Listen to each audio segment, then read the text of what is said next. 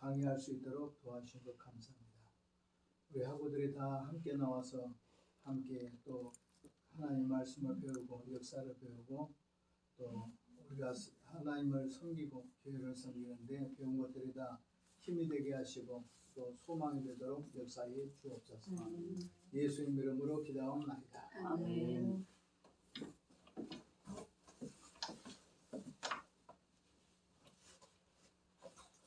네. 잘 나와요? 네, 소리는 키셨어요, 교수님?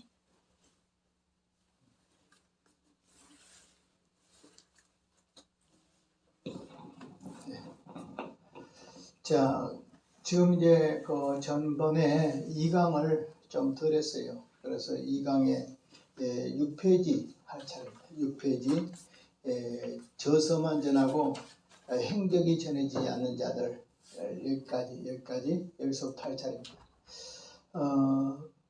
오늘 이 사실 여기에 대해서 공부를 하면서 우리는 초대교회에 대해서 4개의 기둥이 있다고 했습니다.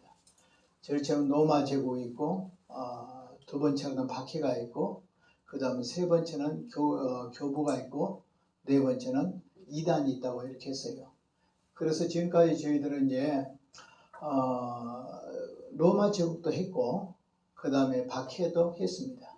오늘은 이제 교부들을 하고 있는데 교부들 한 지가 한 2주쯤 지나가가지고 한번 약간 교부들을 좀 한번 살펴보고 다시 6페이지로 넘어가도록 하겠습니다. 그래서 5페이지에 보면 교부시대 여기를 한번 보시기 바랍니다. 교부란 무엇인가? 그렇게 교부에 대한 정의가 나와요. 교부는 3가지로 정의할 수 있는데 첫째, 사도들의 직계 제자다. 예를 들어 말하면 베드로의 제자, 그 다음에 요한의 제자, 이런 사람들이 바로 교부라고 할 수가 있습니다.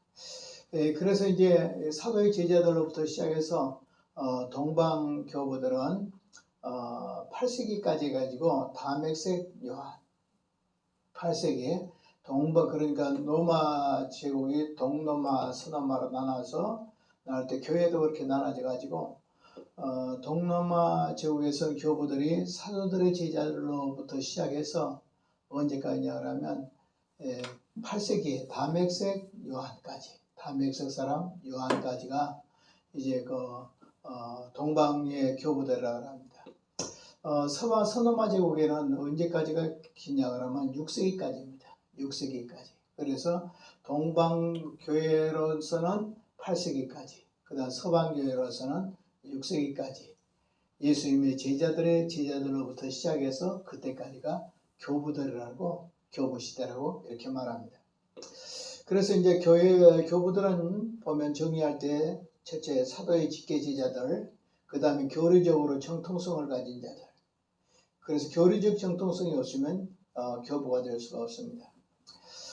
세 번째로는 교리의 발전에 역사상 중요한 인물을 지위를 차지한 사람들.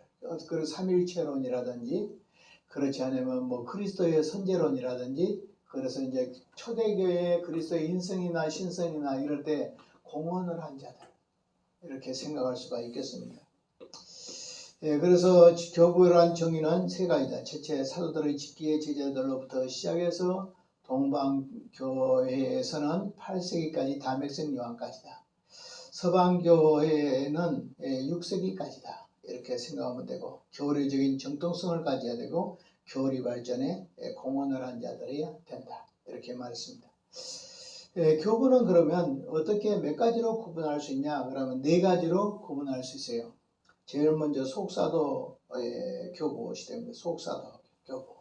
속사도 교부라는 것은 바로 예수님의 제자들의 제자들. 이어서 속사도 교부라고 해요. 이 시대가 지나면 이제 이단 로마 제국의 박해를 받을 때 기독교는 참 종교다라고 우리 기독교 신앙을 변증하는 사람들이 있었어요. 그 변증한 사람들을 향해서 변증교부라고 합니다. 제일 먼저 속사도 교부, 그 다음에 변증교부, 그 다음에 세 번째는 헬라 교부. 헬라 교부라는 것은 동로마 제국을 헬라라고 하는데 그쪽을 향해서 교부들을 말하고 있습니다. 그 다음에 라틴 교부라는 것은 서방 로마의 교부들입니다. 그러니까 교부는 네 가지다. 첫째는 속사도 교부, 두 번째는 변증 교부, 그 다음 변증가들, 그 다음에 세 번째로는 헬라 교부, 네 번째로는 라틴 교부. 이렇게 해서 교부라는 것은 예수님의 직계 제자들을 속사도, 그 다음에 기독교를 변증한 사람들을 변증가들, 그 다음에 이제 동방 로마 교회, 그 다음에 서방 로마 교회 교부들 이렇게 나눠집니다. 속사도 교부에서는 제일 먼저 보면 이름과 저서가 다 이렇게 맞아떨어져서 나온 제자들이 교부들이 있어요. 누가 무슨 책을 썼다 이렇게 하면 그것은 이름도 있고 그 책도 있죠. 그래서 이제 속사도 교부들을 보면 이름과 그 다음에 저서가 똑같이 나온 사람들, 행적이 다 같이 나온 사람들, 이런 사람도 있고, 또 반면에 어떤 사람들은 책은 남아 있는데 이거 누가 쓴지는 몰라. 그러니까 책은 있어요. 근데 책을 쓴 사람이 누군지는 몰라. 이런 것인데, 그러나 그것들을 분류해 보면 이 교부 시대의 작품들이다 하는 것을 알 수가 있습니다. 그래서 오늘 속사도 교부에서 제일 먼저는 뭐냐, 이름과 저서가 같이 나오는 사람, 그 다음에 이름은 없고 저서만 나온 사람들, 이런 책들만 나온 것, 이런 것들을 생각할 수 있습니다. 먼저 이제 이름과 저서가 나온 것은 예를 들어 말하면 로마의 클레멘스 같은 사람은 로마의 유명한 장로인데 1세기 말의 장로고, 그가 쓴 책이 있는데 그 편지가 고린도 교회에 보낸 편지, 이런 편지가 있습니다. 그래서 로마의 클레멘스가 쓴 고린도 교회의 편지, 이 고린도 교회 편지, 이것은 로마의 클레멘스가 교부가 지은 것이다. 이 책에서는 이 서신에게서는 4분의 1이 구약을 인용하고 있어요. 그러니까 얼마나 그 당시에 많은 성경을 오늘 이 편지 속에 인용하고 있는가. 예를 들어 말하면 성경에서 가장 구약 성경이 많이 인용된 것이 어디라겠어요? 요한계시록 이라겠죠. 요한계시록 같은 경우에는 404절인데 전체가 그 중에서 많이 본 사람들은 500절까지 구약 성경이 그 속에 들어있다. 그러니까 다시 말하면 요한계시록은 구약 성경으로 채워진 책이다 할 만큼 많이 됐어요. 또 히브리서 같은 데도 몇 절이나 되어 있냐면 90절 정도가, 히브리서 13장 안에 90절 정도가 이렇게 인용이 됐습니다. 그런데 오늘 여기에 이 로마의 클레멘스도 고린도 교회에 보낸 편지에도 보면 4분의 1이 구약 성경을 인용하고 있다 하는 겁니다. 그리고 이 로마의 클레멘스가 쓴 이 고린도 교회에 보낸 편지는 교회의 장로들을 도와서 화목을 추구하라 이렇게 말하고 있습니다. 그러다 보니까 뭐냐면 화목을 추구하다 보니까 서로 화해를 해야 되겠죠, 그죠? 그러면 잘못된 것을 서로 화해하면 뭐가 나오냐 그러면 회개가 나와. 그래서 특별히 오늘 이 고린도 교회에 보낸 이 편지 중에서는 뭐냐면 사람들과 교회 안에서 공적인 죄의 고백이 나와. 공적인 죄의 고백. 오늘 교회 안에서도 우리가 공적인 죄의 고백이 나와야 됩니까? 나와야 됩니까? 나와야 되겠죠. 예를 들어 말하면 목회자가 또 교회한테 잘못한 거 있으면 또 고백할 것이고, 또 교인들이 또 잘못한 거 있으면 고백해야 되죠. 그리고 죄를 서로 고백하고 예배를 드려야지 그것이 연락이 되잖아요. 그러니까 오늘 야고보서 5장 16절대로 서로 죄를 구하고 이렇게 해야 돼요. 그래서 교회 안에는 목사도 죄를 구하고 성도도 서로 죄를 구해서 서로 죄를 구해서 서로 화해가 돼서 서로 죄를 감추면 안 되죠. 오늘날은 어떻게 돼요? 사람들이 죄를 전부 다 감춰. 목사도 감춰, 장로도 감춰, 집사도 다 감춰. 그리고 소리내서 회개도 못해. 왜? 회개는 속으로 하는 거야. 다시 말하면 오늘날 교회는 뭐냐 그러면 회개를 용납하지 않아요. 남이 화해를 하고 용서를 빌면 용납을 안 해요.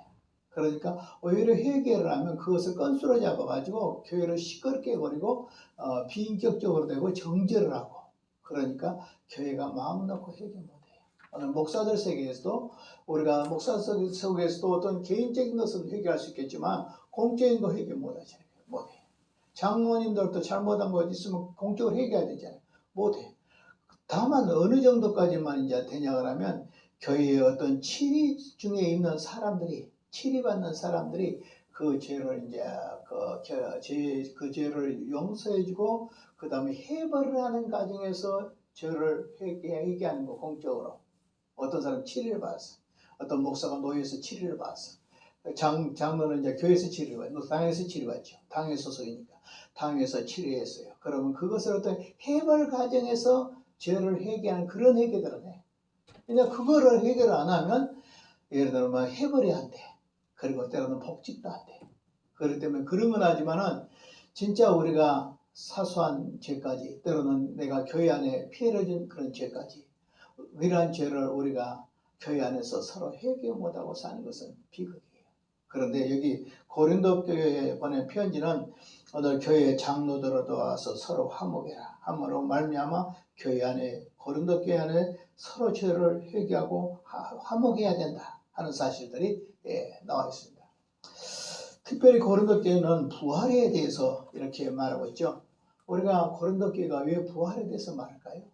바울 선생님도 고린도전서 15장이다 부활에 대한 것이죠. 전부 다. 그 말은 무슨 말이냐 그러면 고린도 교회에 편지를 쓸 때에, 고린도서를 쓸 때 부활을 믿지 않는 사람들이 있다 이 말이에요.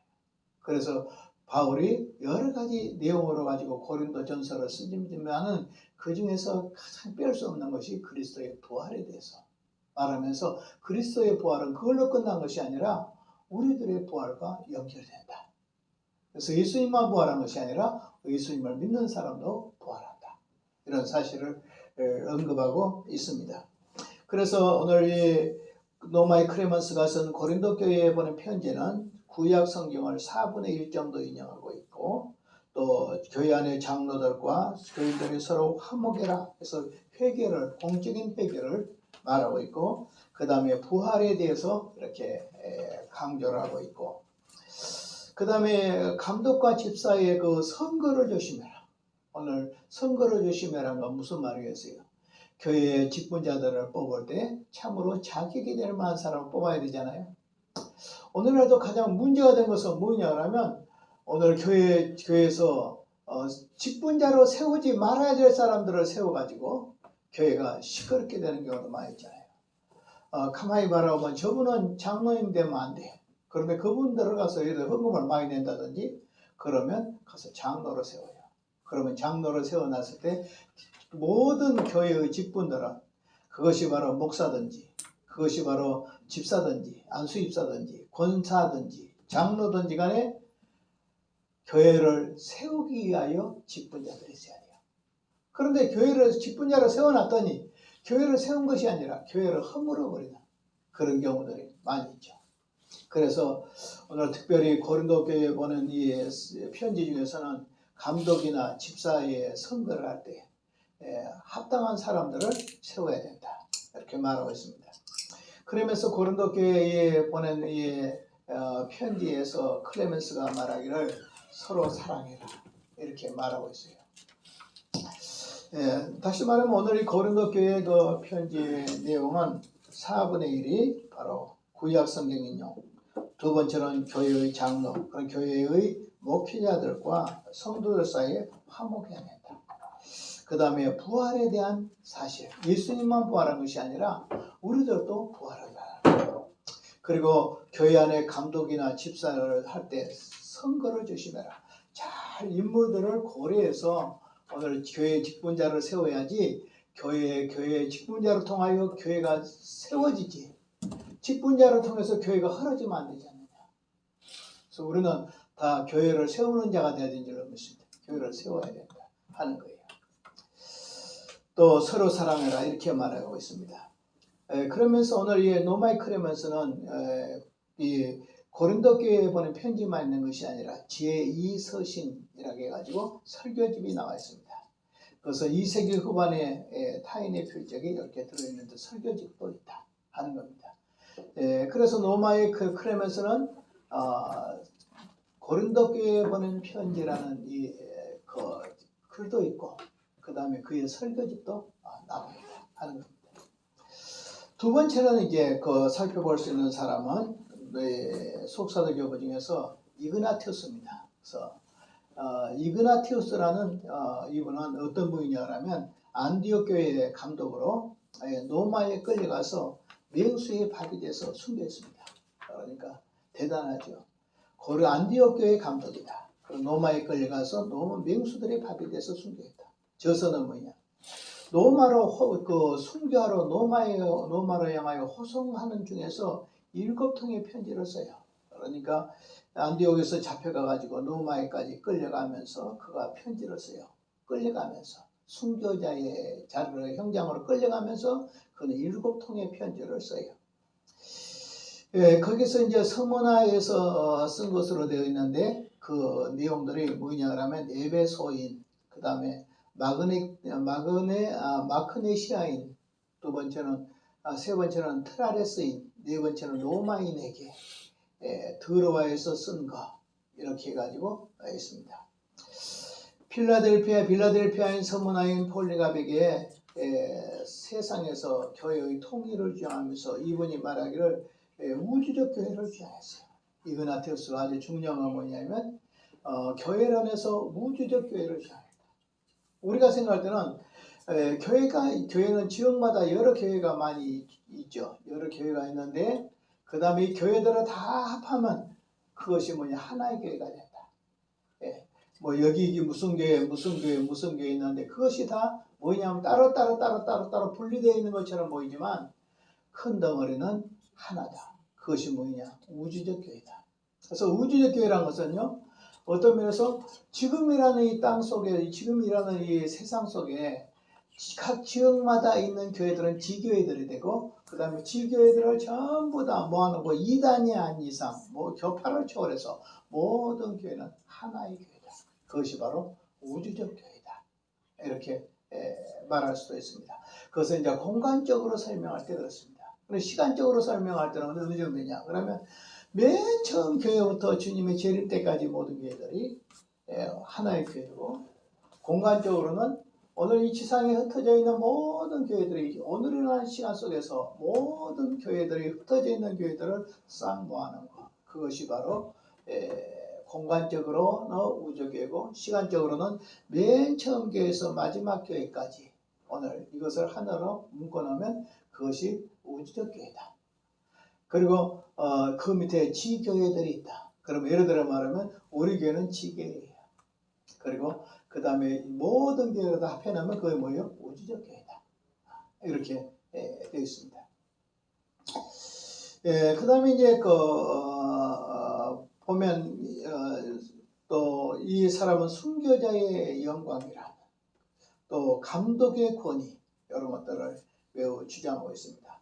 예를 들어 말하면 군주적 감독 제도까지 있어요. 이분들은 어느 정도이냐 그러면 감독에게 세례를 받지 않으면 세례가 아니다 할 정도까지. 너무 이그나티우스가 그 감독의 권한을 너무 끌어올려 가지고 군주적 감독 이런 걸 주장했단 말이에요. 근데 이것이 나중에 어떻게 되냐면 훗날을 이 이레니우스 같은 그런 군주적 감독론 이런 것이 나중에 교황이 돼. 그러니까 알고 보면 교황의 근거가 된다라고 하는 것을 볼 때 이것은 바람직스럽지 않죠. 그래서 오늘 이그나티우스는 그래서 교회 감독을 강조하고 또 순교자의 영광 이런 것을 강조했습니다. 그래서 우주적 교회, 그 다음에 감독의 권위, 그 다음에 순교자의 영광 이런 내용들을 오늘 이그나티우스가 강조하고 있습니다.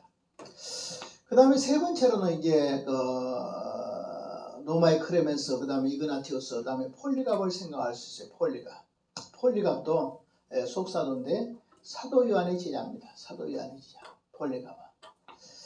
그래서 이 폴리갑은 서문학교의 감독이고 사도 요한의 제자고 이그나티우스의 친구다. 그러니까 오늘 폴리갑과 이그나티우스는 서로 안 사이고 그 다음에 동시대 사람이다 라는 것을 알 수가 있겠습니다.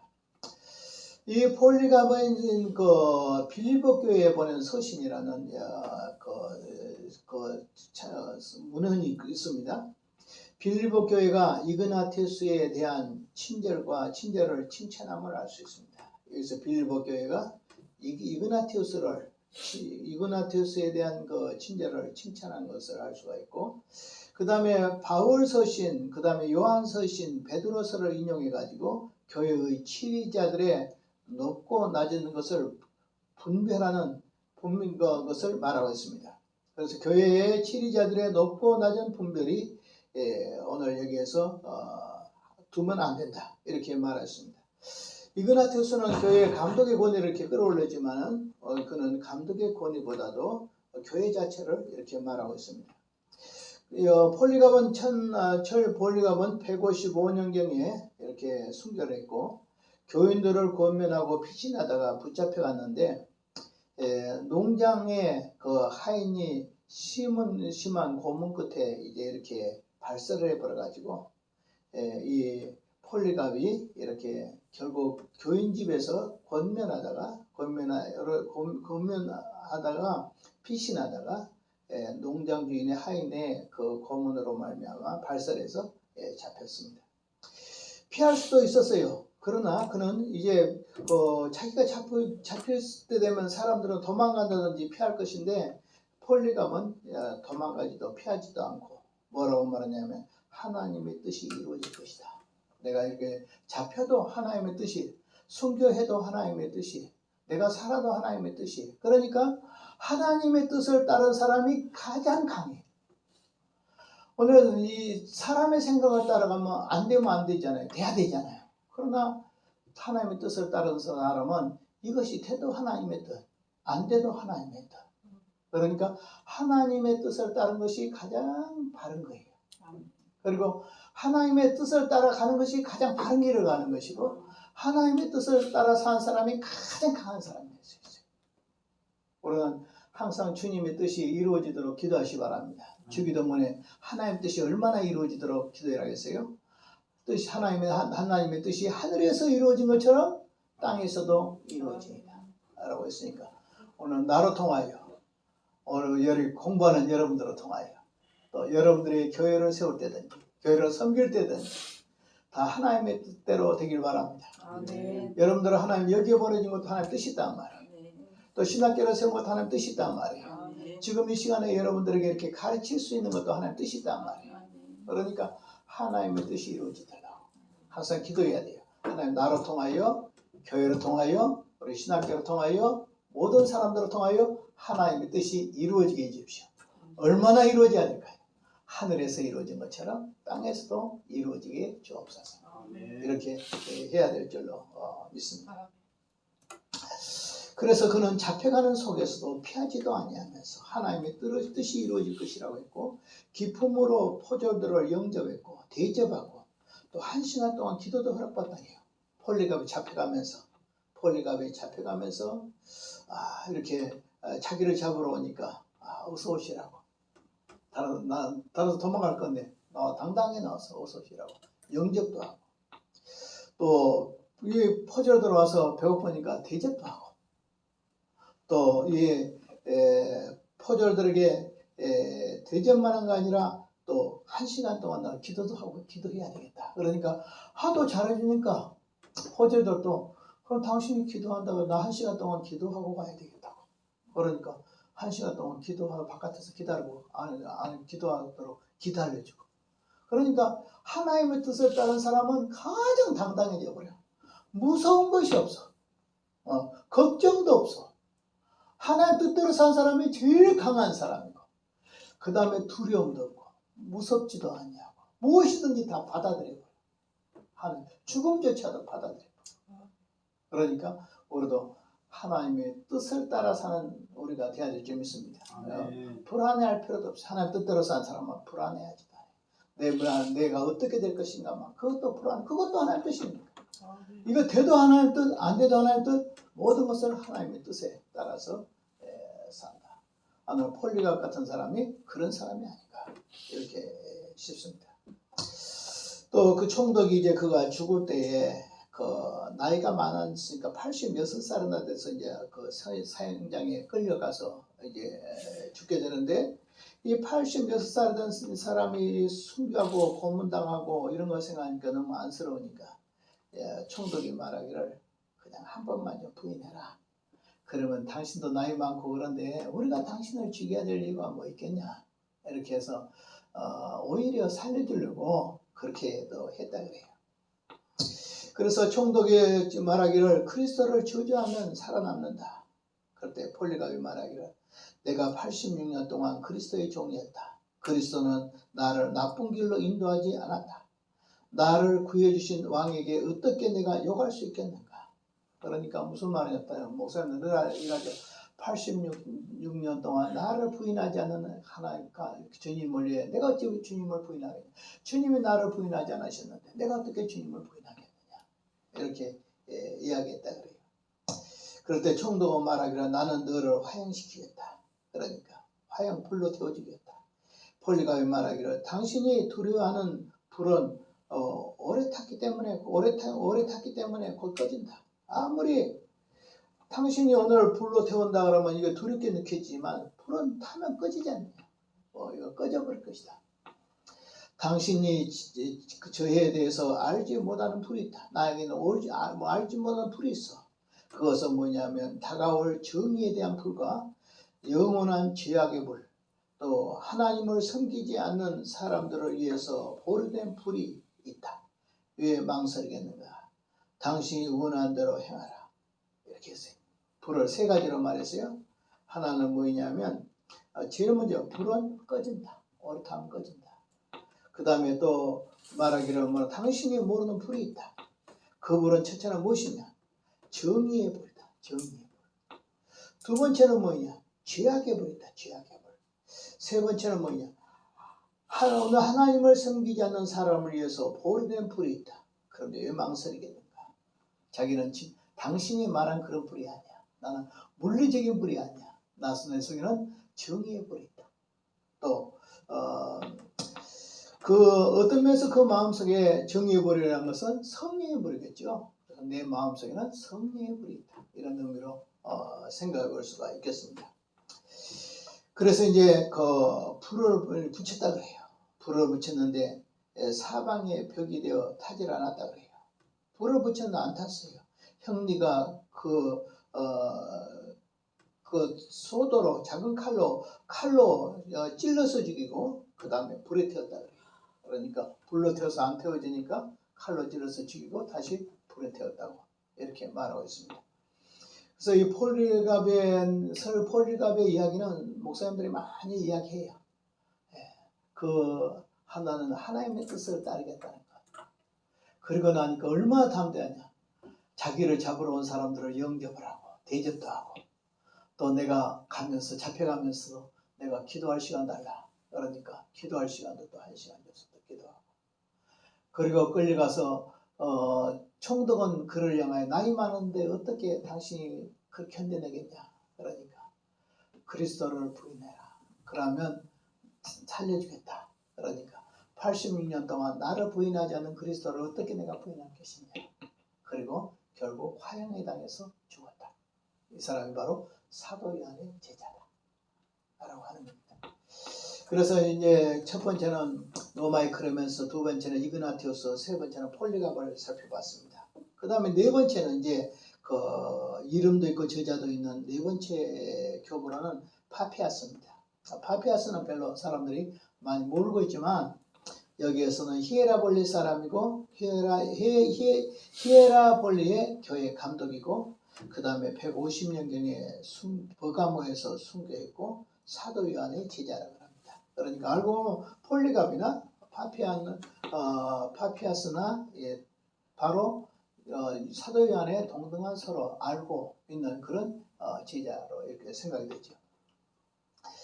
그가 쓴 책이 있는데 그것은 뭐냐 주의 교훈의 설명이라고 해서 5권을 썼다 그래요.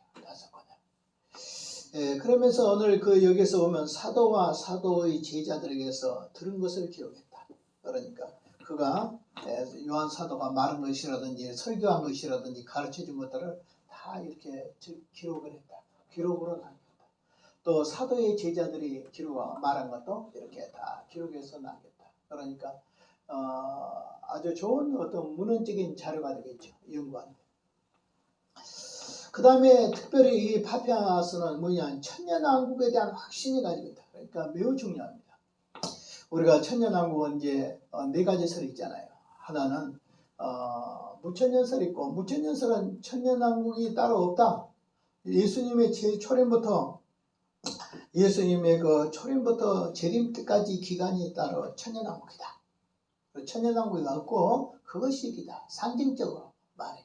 무천년설이고. 그 다음에 후천년설은 뭐냐면 천년왕국을 중심으로서 천년왕국 후에 예수님이 재림한다. 그럼 후천년설이에요. 후천년설은 바로 무엇이냐 하면 복음이 땅끝까지 증거될 것이고 그 다음에 기독교가 승리할 것이다. 그리고 7년 대환란은 약하게 잠깐 지나간다. 그리고 예수님이 재림한다. 그러니까 천년왕국이 먼저 오고 그 다음 천년왕국 다음에 재림한다. 천년왕국 다음에 천년왕국 후에 재림한다. 그러면 후천년설이 돼요. 후천년설. 그 다음 전천년설은 뭐겠어요? 천년왕국 전에 예수님 재림한다. 그럼 전천년설이 돼요. 그래서 첫째는 무천년설, 두 번째는 후천년설, 세 번째는 뭐냐면 전천년설. 전천년설은 두 가지. 하나는 역사적 전천년설.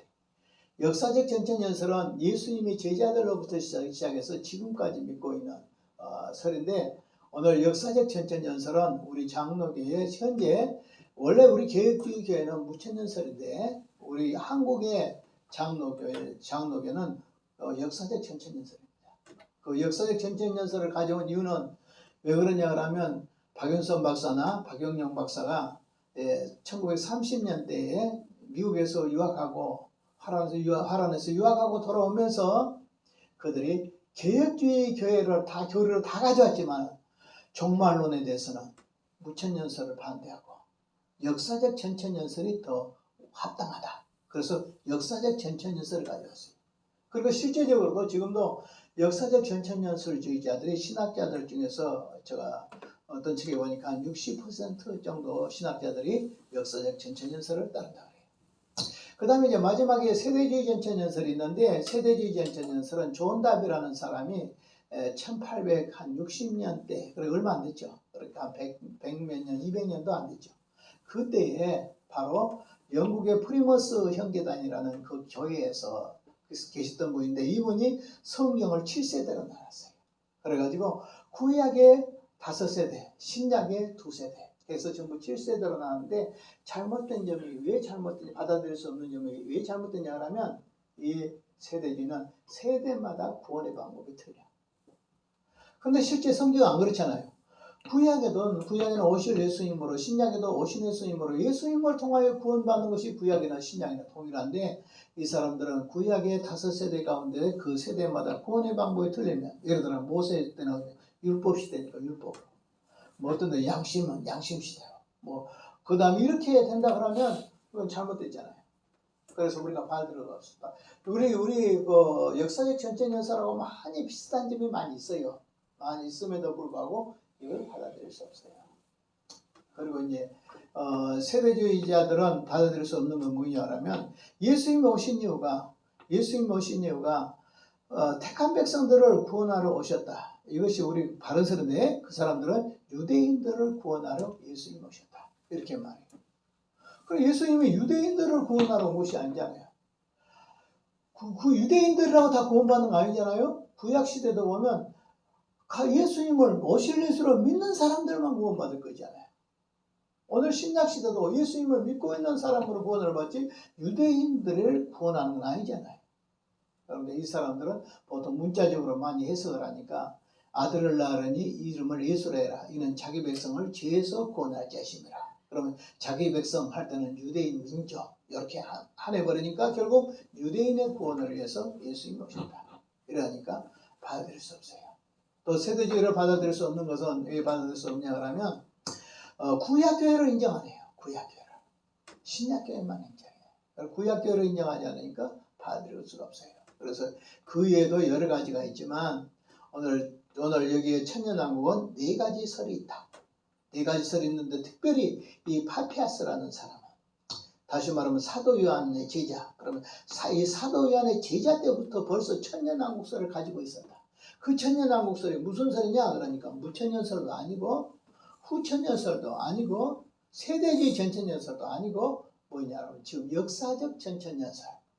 우리 장로교에서 지금 믿고 있는 역사적 전천연설에 이 교리를 만드는 선구자가 바로 누구냐? 파피아스. 이 파피아스라는 이 교부가 바로 천년왕국에 대한 그런 것을 말하고 천년시대의 축복을 말했다 그래요. 그래서 파피아스는 히에라볼리의 교회 감독이고 150년경에 버가모에서 순교했고 사도 요한의 제자고 주의 교훈의 설명 5권이 있고 그 가운데 사도와 제자들에게 들은 것을 기록했고 천년왕국에 대한 확신을 가졌고 천년시대에 대해서 축복을 말했다 하는 겁니다. 그래서 이제 소아시아 교회에서 저서와 사람의 그 인물 저서와 저자가 함께 같이 나오는 이런 저자로서 여러 사람들이 있겠지만 그 중에 4사람만 이렇게 살펴봤어요. 클레만스, 그 다음에 이그나티오스, 그 다음에 폴리갑, 그 다음에 파피아스. 그리고 그러면서도 이제 두 번째로는 뭐냐면 오늘 속사도 교보에서 저서만 있고 오늘 행적이 없어요. 누가 썼는 누가 어떻게 했는가 없어요. 책만 딱 이렇게 달라 이렇게 나온 저서만 남기는 그런 교부들도 있어요. 특별히 책에 보면 헬마스의 목양이라는 책이 있어요. 헬마스라는 목양인데 헬마스는 도대체 누굴까? 라고 하면 로마서 16장 14절에 보면 한번 읽어봅시다. 시작.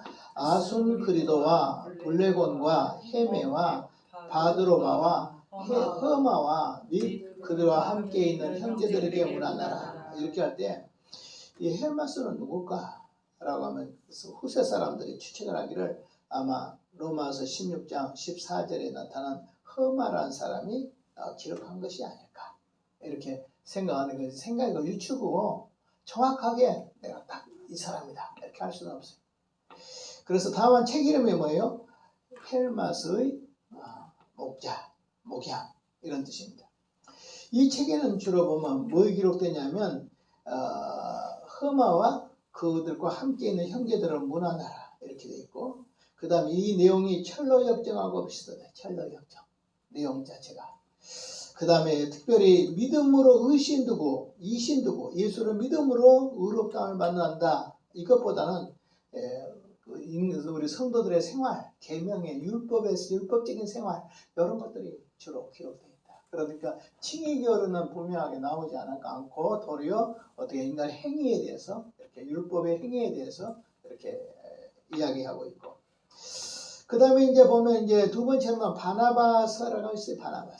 바나바서 아마 AD 한 70년경에 이렇게 나온 것으로 될 것인데 이 바나바는 우리가 잘못하면 이런 거 속아요. 요걸 속아요. 바나바라니까 오늘 사도 바울의 동역자 바나바가 아닌가? 늘 예를 들어 말하면 도마복음 예수님이 진짜 도마가 쓴 건 아니에요. 그건. 베드로 복음에 따라서 베드로가 쓴 거 아니란 말이에요. 그건 사칭한 거예요. 그래서 오늘 여기에서 이제 그러니까 어떤 책 이름만 봐가지고 이것이 성경 아니야. 그러니까 오늘 이 바나바서도 바울의 동역자 바나바가 아니다. 그러니까 어떤 다른 바나바가 썼을 것이다. 그러니까 이것은 만약에 그렇다 그러면 성경과 방불한 성경이 나오던 시대의 그 시대잖아요. 그러면 그거야 아니다. 그러나 바나바서가 있다. 이렇게 알면 돼요. 히브리서와 내용이 비슷하다. 그리고 성전 예배에 무식한 유대교를 반대한다. 그러니까 성전 예배 중심적인 그런 것이 강하다. 그래서 유대교를 반대한다. 이렇게 있습니다. 그 다음에 테노크레토스의 보낸 서신, 테노크레토스의 보낸 서신. 그건 저자도 모르고 받는 사람도 몰라요. 누가 썼는지, 누구에게 썼는지도 몰라. 책 이름 하나 나와 있어. 책도 이름이 어렵죠. 뭐라고요? 데노크레토스의 보낸 편지. 데노크레토스의 보낸 서신. 저자도 모르고 받는 사람도 모르고. 형제를 향하여 이렇게 기독교를 변증하는 변증서다. 그러니까 이 데노크레토스의 보낸 서신은 결국 변증가다. 그런데 누가 썼는지도 모른다. 누구에게 썼는지도 모른다. 다만 황제에게 보낸 그런 변증서다. 이런 겁니다. 먼저 기독교 예배와 생활의 진리를 말합니다. 기독교 예배와 생활이야말로 참 진리를 말한 것이다. 당신들이 생각한 것처럼 뭐 사람을 죽인다든지 뭐 사람의 피를 먹는다든지 그런 거 아니다. 옛날에 초대교 박혜원이 그러잖아요. 성찬식을 하는 것을 보고 하는 말이에요. 서로 피를 마시고 막 그러니까 또 살을 먹고 이러니까 저것들이 그냥 사람을 그냥 잡아가지고 살도 뜯어먹고 피도 먹고 막 그런 줄 알고 살인자들처럼 이렇게 오해를 하고 또 막 동굴 안에 여자 남자들이 막 어울려 살면서 형제 막 이랬었고 그랬으니까 이것들이 음란하고 아주 이런 것들이다 이렇게 생각했는데 그게 아니다. 이런 어떤 오해된 요인들을 이렇게 변증을 해서 이렇게 기독교를 바꿔서 말하기를 기독교의 예배 생활 그것은 진정한 진리다. 바른 것이다. 오해하지 마세요. 이런. 그 다음에 신자들은 비국민적인 근거가 없다. 자꾸 말하기를 이 기독교인들은 로마 제국 안에 다른 나라를 세운다 하거든. 다른 나라를 세운다는 이유가 나와요. 그것은 천년왕국 때문에. 자꾸 예수 믿는 사람 예수님이 재림하면 천년왕국이 이 땅에 이루어진다 그러잖아요. 그럼 로마 제국에 가만히 황제가 보면 내가 지금 다스리고 있는데 로마의 나라에 내가 다스리고 있는데 말이요. 내가 다스리는 이 나라에 다른 나라가 세워지면 그 역적이잖아. 그러니까 오늘날로 말하면 뭐라고 말할까요? 반체제 인사, 체제 전복이사, 체제 전복 그런 죄수들. 이게 저 옛날에 이석기 국회의원 됐을 때 그런 사람들도 이게 뭐라냐면 우리 자유민주주의 체제를 이제 전복시키는 반체제 인사다. 그래 감옥에 살았잖아요. 그러니까 그 당시에 사람도 지금도 마찬가지지만 그 살고 있는 체제의 반체제 사람들은 핍박을 많이 받고 죽기도 할 수가 있겠죠. 그래서 기독교인들을 로마 제국의 반체제 인사들이다.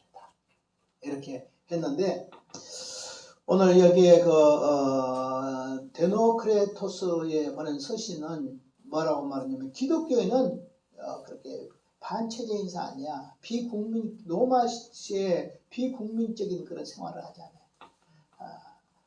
사람들을 사랑하고 이 땅의 사람들도 사랑해. 그러나 복음을 더 귀하게 여겨. 그리고 이 땅의 나라도 귀하지만 우리는 하나님의 나라를 또한 더 귀하게 여겨. 이렇게 해서 이제 변증서로 쓴다. 세 번째는 뭐라고 말하냐면 신자들은 오늘 박해를 기뻐한다. 그러니까 무슨 말이에요? 기독교를 박멸하기 위해서는 박해를 해야 된다고 생각하죠. 대부분 다 그래요. 그런데 뭐라고 말하냐? 박해를 하면 더 잘 됩니다. 박해를 하면 그들은 순교를 불사하는 사람들이니까 그들은 박해를 할 사람들이 아니다. 그러니까 당신이 그렇게 로마 황제가 박해하지 마라 기독교. 박해하면 그 사람들은 더 순교에 열광해. 그러니까 순교하는 것을 무서워하지 않아. 그러니까 박해하지 마라. 이렇게 말하면서 또 하나는 뭐냐 그러면 그 사상과 내용과 문장력이 매우 논리가 있고 힘이 있고 풍부했다고 해요. 그러니까 황제를 설득시키기 위한 서신이니까 얼마나 잘 썼겠어요. 그래서 이 내신 그것이 바로 데오크레토스의 보낸 서신이다. 저자도 모르고 누구 받는 사람도 모르되 황제를 향하여 변증하는 변증서다 하는 겁니다. 그 다음에 12사도 교훈집입니다. 디다케라게요. 이것은 제가 이 책 다 읽어봤어요.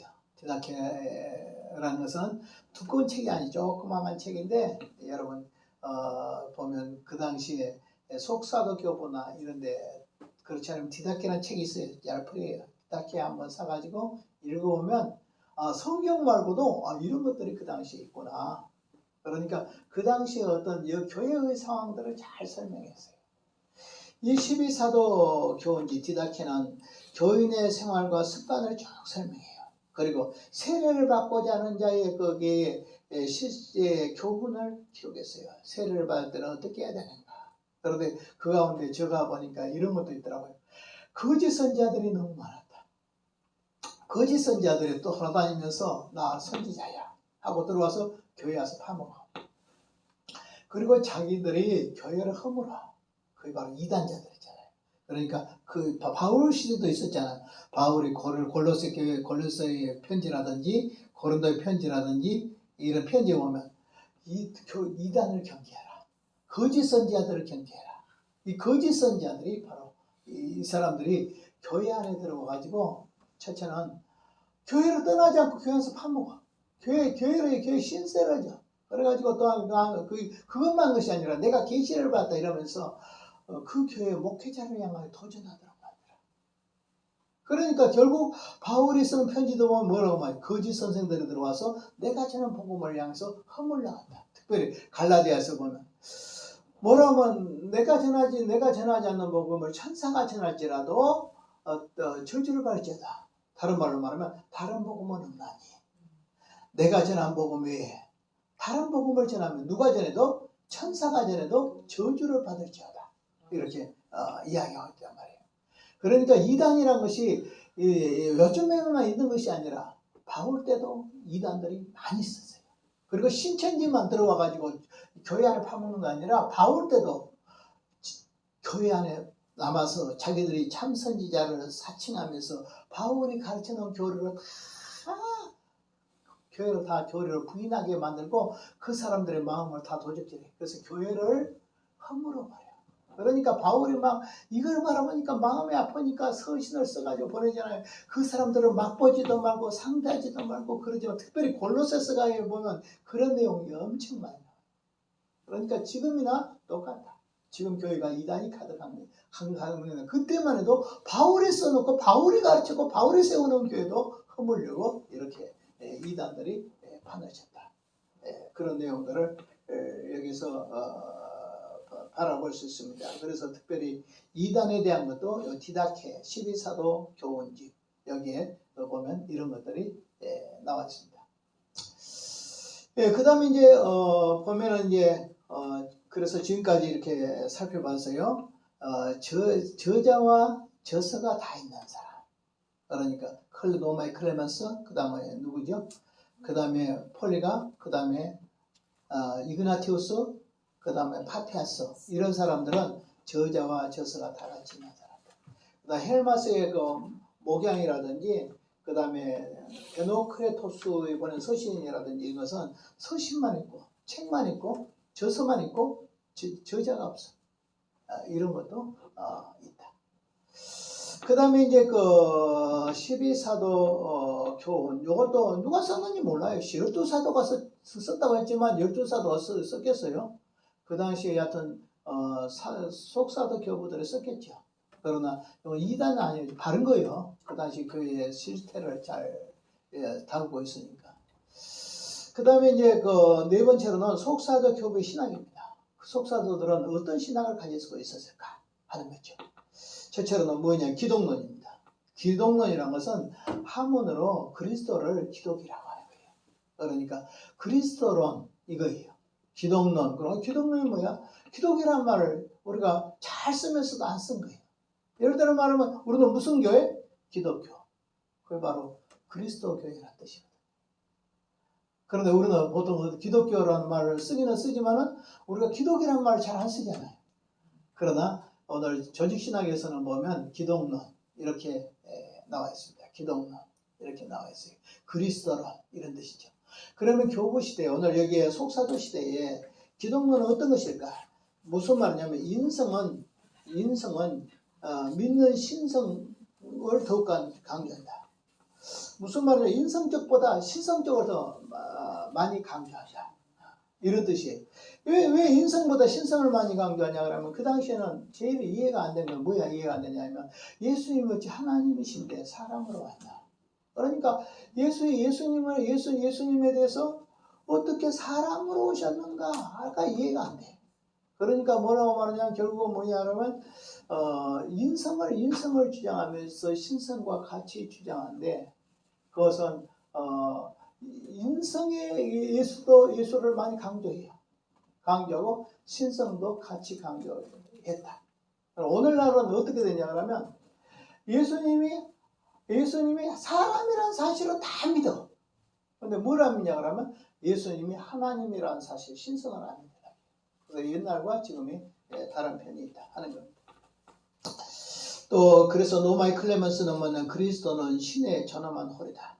그러니까 그 신성을 더욱 인성도 강조하지만 신성을 더욱 그 당시에 많이 강조했기 때문에 속사도 교부들은 그리스도는 바로 하나님의 존엄한 허리다. 이그나티우스는 뭐냐? 그리스도는 신이요 우리의 하나님이며 그 다음에 아버지 하나님과 함께 계시다가 우리에게 나타나셨다. 그러니까 그리스도는 신이다. 그리스도는 하나님이다. 그리스도는 하나님과 함께 있다가 우리에게 나타나셨다. 그러니까 인성도 강조하지만 그 당시에 보면 신성을 많이 강조했다. 그런데 후기에는 어떻게 되냐면 이제 이 인성도 이렇게 강조된 것을 많이 볼 수가 있어요. 그 다음에 이제 그 헬마스는 뭐냐면 기독 선제설. 기독 선제설이란 뭐냐면 예수님이 2000년 전에만 오셨느냐? 2000년 전부터 있었느냐? 그 이전부터 있었느냐? 육신을 입고 이 땅에 온 것은 2000년밖에 안 됐지만 그 예수님의 신성은 인성은 2000년밖에 안 됐지만 신성은 오늘 성부 하나님과 성령 하나님과 같이 있었어요. 왜냐? 성자 예수님이시니까. 그래서 그리스도론의 선제론, 즉 요한복음 1장에 그 내용이 나오거든요. 뭐라고 하면 태초에 말씀이 계시니라. 이 말씀이 하나님과 함께 계셨으니 이 말씀이 곧 하나님이시니라. 라고 하면서 그로 말미암아 모든 천지가 창조됐고 원래 하나님을 본 사람은 없을 때 독생하신 하나님을 보였느니라. 그 하나님의 말씀이 육신이 되어 우리 가운데 오심에 영광과 그 다음에 뭐예요? 영광과 그 다음에 진리가 충만하더라. 그렇게 함으로 말미암아 태초부터 계신 그리스도. 그래서 그걸 선제라게 선제. 저희 신학에서는 선제라게 해요. 그런데 이 그리스도의 선제라를 말한 것은요, 그 당시에 초대교회 교부로서는 엄청난 신학적 발전이에요. 우리가 생각할 때는 예수님이 원래 하나님이시고 신성으로 계셨고 그 다음에 인생의 옷을 입으셨지 이렇게 했지만 오늘 이 교부들 중에서 이렇게 특별히 이그나티우스가 헬마스 같은 이런 책의 내용은 기독 선제설을 주장했고 삼위일체 교리가 그 당시에 보면 희미하게 나타난다. 이 삼위일체라는 것도요, 우리가 생각할 때는 성부 성령 삼위일체 뭐죠? 하나님의 본체는 하나이시지만 그 본체에 성부, 성자, 성령 삼위가 계시는데 영광과 권능이 동등하시다. 한번 따라합시다. 시작. 하나님은 한 본체이신데 여기에 성부와 성자와 성령의 삼위가 계시고 이 삼위 하나님은 영광과 권능이 동등하시다. 영광과 권능이 동등하시다. 본체론적인 삼위일체론을 제가 지금 이야기하고 있는 겁니다. 그래서 그 당시에는 보면 삼위라는 말도 굉장히 분명히 안 나타나요. 그냥 삼위일체라는 것은 훗날 돼서 한참 후에 이렇게 나타납니다. 정확한 것은 삼위일체 정확한 것은 니케아 종교회 때 325년 때 이때 이것이 분명하게 되지만 그 이전에도 보면 삼위일체를 주장한 사람들이 있었다. 그런데 오늘 여기에 헬마스라는 이 책에 보면 헬마스 아까 목자였죠. 그 책에 보면 그리스도의 선제 그 다음에 삼위일신 삼위일체와 비슷한 그런 교리 형태를 주장했다 하는 겁니다. 이것만 해도 엄청나게 큰 겁니다. 그래? 삼위일체라는 것이 먼 훗날 되었는데 벌써 2세기 때에 벌써 이런 주장을 했다 하는 겁니다. 그 다음에 이그나티우스입니다. 이그나티우스는 아주 재밌게 말했습니다. 건축의 모습으로 말하죠. 성자와 신자와 그 다음에 예수님의 십자가와 성령, 신자, 예수 십자가, 성령 이걸 합해가지고 이렇게 설명합니다. 신자는 건축자재다. 벽돌이다. 건물을 지을 때 벽돌일 것 같아. 건축자재 같아. 그런데 이것을 누가 집을 지으려면 건축자재를 끌어올려야 되시잖아요. 끌어올린 자가 누구냐? 예수 십자가다. 예수 십자가다. 그 다음에 끌어올리려면 밧줄로 묶어야 끌어올리잖아요. 밧줄은 뭐냐? 성령이시다. 그러니까 누가 이렇게 말했어요. 칼빈 선생님이 이렇게 말했죠. 기독교 강요에서 성령은 어떤 거냐? 하나님의 성경에다가 나를 묶는 끈과 같다. 그래서 내가 말씀과 함께 살 수 있도록 그 말씀 안에서 생활할 수 있도록, 말씀을 누리면서 할 수 있도록 예수 그리스도를 향하여 예수 그리스도와 나를 하나로 꽉 묶거나, 그래서 내가 그리스도와 함께 죽고 그리스도와 함께 살게 하는 역사가 성령의 역사다. 그러니까 끄는 것 같아. 나 따로 주님 따로잖아요. 그런데 성령이 예수를 믿게 했어. 믿게 해가지고 어떻게 해요? 예수한테 딱 묶어놨어. 끈으로. 성령의 끈으로 묶어놨어. 그래서 우리가 어떻게 한다고요? 그리스도와 함께 죽고 그리스도와 함께 사는 거죠. 이것이 누구의 역사예요? 성령의 역사다. 그래서 성령 뭐예요? 반절이다. 예수의 십자가는 뭐예요? 예수의 십자가는 오늘 끌어올리는 기계와 같다. 그러면 우리나라는 뭐냐? 벽돌과 같다. 그래서 집을 지려면 벽돌이 있어야 되겠죠. 그 다음에 건물로 끌어올리는 그런 기구가 있어야 되겠죠. 그 다음에 묶어놓는 밧줄이 있어야 되겠죠. 그래서 오늘 이그나티우스는 신자는 건축자재, 예수 그리스도의 십자가는 끌어올리는 기계, 성령은 밧줄이다. 이런 말을 썼습니다.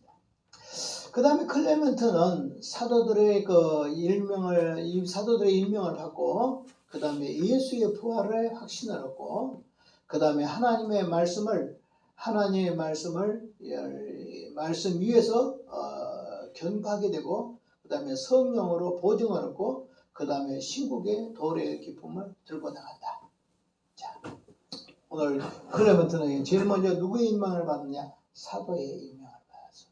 그리스도의 부활을 확신하고, 그 다음 말씀 위에 견고히 서게 하고, 성령의 보증을 얻고, 우리는 하나님의 나라의 도래의 기쁨을 누리고 산다. 이렇게 신앙생활을 표현했습니다. 그 다음에 이제 예수의 죽음과 속죄, 여기도 교부들은 처음에는 기독론에 대해서는 인성도 강조했지만 신성을 더욱 강조했다 이렇게 했고, 그 다음에 이제 예수의 죽음과 속죄에 대해서는 그리스도의 희생은 죄인을 위한 하나님의 은혜다.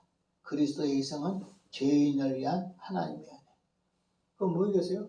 구원의 은혜죠. 구원의 은혜. 예수님의 십자가의 죽으심이.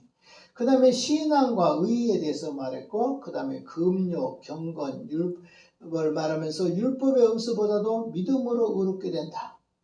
그러니까 이것도 엄청 발전이죠. 예수를 믿음으로 의롭다함을 받는다. 이것이 성경의 내용이잖아요. 성경의 내용이지만 이거의 하나의 교리적인 체제가 될 때는 이것도 시간이 상당히 걸려요. 그런데 속사도 교부들 가운데 바로 뭘 말하냐면 믿음으로 율법의 행위가 아니라 믿음으로 의롭게 함을 받는다.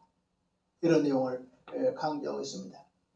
그러나 바울과 같은 신학보다는 아직 율법주의적 경향이 있다. 그러다 보면 바울처럼 명료하게 딱 예수를 믿음으로 구원받아. 우리가 구원을 받는 것은 율법의 행위로 말미암은 것이 아니라 예수를 믿음으로 말미암아 받는다. 이렇게 딱 돼 있죠. 성경으로 돼 있죠. 그러나 사도들은 그 성경을 이해할 때, 오늘 우리들은 지금 이제 신학이 다 교리가 돼가지고, 그래 행위로는 구원 못 받아. 행위는 바로 구원의 수단이 아니야. 행위는 뭐냐? 결국 참 믿음의 증표로서 행위가 따라온 것이고, 우리의 믿음은 예수님을 믿음으로만 구원을 받는 것이야. 이렇게 하지만 그 당시에는 성경에 써있다 해도 우리가 생각할 때는 예수님의 제자들의 제자, 그러면 더 성경을 잘 알 것처럼 보이지만 조지가 되고 신화화된 것은 먼 훗날 되기 때문에 오늘 신학적인 이런 모습을 보인 것은 엄청난 발전이에요. 아무것도 없는 가운데서 이런 교리가 형성되니까, 아까도 말하기 천연왕국도 나왔다 했잖아요. 삼위일체도 어설프게 됐지만 나왔고, 그리스도의 선제에 대해서도 오늘 나왔고, 그 다음에 또 보니까 믿음으로 의롭다함을 받는다 하는 것도 그 당시에 있었지만, 오늘날처럼 예수를 믿음으로만 이렇게 못하고 보면 예수를 믿음으로 이렇게 되겠죠. 강하게는 오늘 우리가 믿는 복음처럼 강하지는 못했지만, 그러나 바울이 말하는 그러한 복음의 의미에서 말했지만 바울처럼 이렇게 강하게 주장하지는 못했지만, 그러니까 뭐겠어요? 행위도 주장하고 믿음도 주장했지만, 그러면서도 뭐라고 하냐, 믿음으로 구원을 받는다. 이런 교리 형태를 남겼다 하는 것도 엄청 발전한 겁니다. 아, 그거 통쾌하게 못해. 아니죠. 자, 그 다음에는 이제 보면 뭐냐 그러면 특별히 윤리주의가 성한 원인은 그 당시에 왜 이렇게 자꾸 믿음, 윤리 다 필요 나갔지만 자꾸 그래도 윤리가 자꾸 튀어나오고 믿음보다 윤리가 자꾸 이렇게 튀어나오려는 것은 무엇 때문이냐 그러니까 이방 철학의 사상이다. 그 당시에 왜 철학이 들어왔어요? 성경 진리를 철학이 들어옴으로 말미암아 신학이 나와. 다시 말하면 성경 말씀을 갖다 놓고 오늘 철학적인 틀이 없으면 학문이 안 돼버려. 철학적인 논리의 틀로 전개하려다 보니까 결국 성경의 내용이 신학화되는 작업은 철학으로 작업해야 돼. 그러니까 철학을 모르면 신학을 이해를 못해.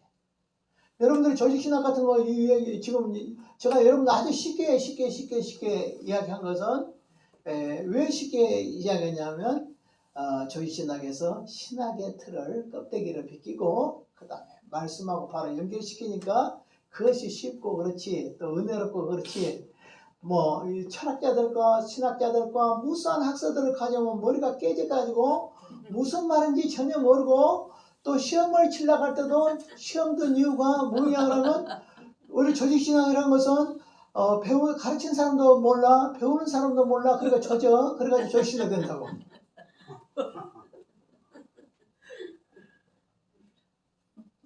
그러니까 알겠죠? 왜 이렇게 그 당시에 믿음 이렇게 나가야 될 건데 믿음도 나가지만 윤리가 생활, 계명, 율법 이런 것들이 많이 나간 이유 중에 하나는 뭐냐라면 바로 그 당시에 이방 철학의 역사고 특별히 스토익 철학이에요. 스토익 철학이라는 건 뭐냐면 사도행전 17장에 보면 바울이 철학자들과 아덴에서 전도하다가 이겼다 했죠. 논쟁에서. 사도행전 17장에서 그 철학자들이 뭐냐 하면 그 성경에 찾아보면 스토이고 그 다음에 에피쿠로스 이런 말이 나오죠. 그러니까 에피쿠로스 철학이나 스토익 철학이라는 것은 사도들이 있을 때 그 흔히 있던 철학 사상이에요. 로마 사람들은 그중 오늘 철학의 영향을 생활이 되어버렸어요. 철학이 생활이 됐으니까 특별히 스토익 철학은 뭐냐 그러면 굉장히 엄격하고 그 다음에 금욕적이고 철저하게 윤리적이라. 그러니까 철저한 윤리를 강조하다 보니까 그 철학의 요소를 입으면서 결국 어떻게 했냐면 믿음보다는 무엇이 때로는 강조된 것이 많으냐라면 바로 윤리가 더 강조돼버리다 것이 있었는데 아마 교부시대 오늘 이게 교부시대 속사도 교부시대도 이런 영향이다 라고 합니다. 그래서 윤리주의가 성한 이유 이방 철학 사상과 그 다음에 특별히 가마 스토이국 철학 그 다음에 구약 사상의 가마 성경이 그 당시에는 신약 성경이 딱 안 나왔어요. 신약 성경이 딱 이렇게 딱 나와버렸으면 될 건데 사람들이 복음을 전했지만 처음부터 성경을 쓴 거 아니잖아요. 성경을 제일 먼저 쓴 것이 뭐부터 쓴 줄 아세요? 데살로니가 전서가 제일 먼저 나왔어요. 우리가 생각할 때는 마태복음이 제일 먼저 나왔을까? 그게 아니고 마태복음 공관부 복음 중에서도 마가복음이 제일 먼저 나왔고 그 다음에 요한복음이 제일 뒤에 나오고 그 다음에 이런 것도 왜냐하면 예수님이 죽고 난 뒤에 수십 년이 지나서 늦게 나왔어요. 그래서 신약 성경에서 가장 먼저 나온 것이 데살로니가 전서예요. 그러니까 성경이 딱 있었다면 성경이 있으면 되잖아요. 그런데 성경이 뒤늦게 나오니까 늦게 나왔으니까 그 구약 성경의 영향을 자꾸 사도시대 사도나 사도의 제자들 시대 사도는 이제 끝나고 사도의 제자들의 제자들 시대 이때는 아직 성경이 아직 조금 기록된다든지 별로 많이 기록되지 않는 상태이기 때문에 구약 성경의 영향을 자꾸 있다 보니까 구약 성경은 십계명과 율법 같들이 많이 나오잖아요. 그러다 보니까 뭐이 나오냐 그러면 자꾸 도덕 윤리적인 요소들이 교부들 안에 많이 나왔다. 이렇게 성경이 그 당시에 기록되지 않는 상태에 있었기 때문에 성경이 완성되지 않는 상태에 나왔기 때문에 그렇다 하는 겁니다. 그래서 하나는 뭐라고요? 로마의 그리스의 철학의 영향이다. 특별히 무슨 철학이라고요? 스토익 철학의 영향이다. 그리고 또 하나는 뭐라고요? 신약 성경이 기록되기 전 그 무렵이니까 뭐냐 구약 성경의 영향을 받으니까 자꾸 십계명이라든지 율법 이런 것들이 자꾸 강화되어 나오니까 어떤 믿음이라는 신앙보다도 윤리적인 것들이 그 당시에 많이 나왔다 하는 겁니다. 그 다음에 이제 기독교 다섯 번째 변증가들입니다. 그래서 제일 먼저 속사도 했어요. 그 두 번째 변증가예요. 세 번째는 뭐겠어요? 헬라 교부들 하겠죠. 그 다음에 뭐예요? 라틴 교부들. 이렇게 하면 교부들을 끝마치겠죠. 자, 먼저 오늘 이 변증가들입니다. 변증교부들이에요. 기독교를 비평하고 공격하고 오해하는 자들에게 그것을 변증하는 일을 했는데 그 변증하는 일을 한 사람들을 뭐라고 말하냐면 변증가라고 해요. 이 사람들이 교부들이에요. 교부들. 그 당시 변증교부들. 제일 먼저 속사도, 두 번째 변증교부, 세 번째는 이제 헬라교부, 네 번째는 라틴교부 이렇게 설명이 돼요. 그러니까 교부의 성격은 네 가지다. 속사도는 바로 예수님의 제자들의 제자들. 그 다음에 이것을 이제 기독교의 진리를 글로 써가지고 황제나 높은 고위 권력자들에게 기독교를 변증한 사람들이 있었는데 그 사람들이 변증교부들이다. 그 다음에는 이제 동방교부, 헬라교부를 동방교부라고 해요. 동방교부. 그 다음 라틴교부는 바로 서방교부. 오늘날 로마 천주교 전조가 되는 그런 것들이. 자, 제일 먼저 오늘 여기에서 보면 대표적인 사람 저스틴입니다. 저스틴은 125년 사마리아에서 출생했고 40세에 순교했다 그래요. 그러니까 굉장히 젊은 나이에 세상을 떠났죠. 40세에 순교했다. 신자가 된 동기는 해변을 산보하고 있는데 어떤 노인이 나타나서 이 책이 그리스도에게서 이루어졌다고 한 뒤에 사라져버렸대요. 자기가 해변을 산책하는데 어떤 노인이 한 명 나타났어. 그리고 책을 줘. 그러면서 이 책이 뭐냐면 예수 그리스도에게 이루어진 것이다. 이렇게 줬는데 그것이 알고 보니까 그 뒤로 오늘 그가 예수를 믿게 됐다. 그러니까 환상일까? 그렇게 될 수 있잖아요. 이제 뭐 어떤 노인이 가서 책 줬다 이렇게도 할 수 있지만은 어떻게 이제 여하튼 오늘 이 내용은 그렇습니다. 해변에 산보하고 있을 때 노인이 나타났다. 그리고 이 책을 주면서 이것은 그리스도 예수에게 이루어진 것이다 하고 사라졌는데 그 뒤로 그가 예수를 믿었다. 자, 그 다음에 이제 저서에서는 대변증서, 소변증서 이렇게 나와 있어요. 그리고 트리포와 대화, 유대인의 불신자와의 대화의 과정 이런 것들이 나오고 있습니다.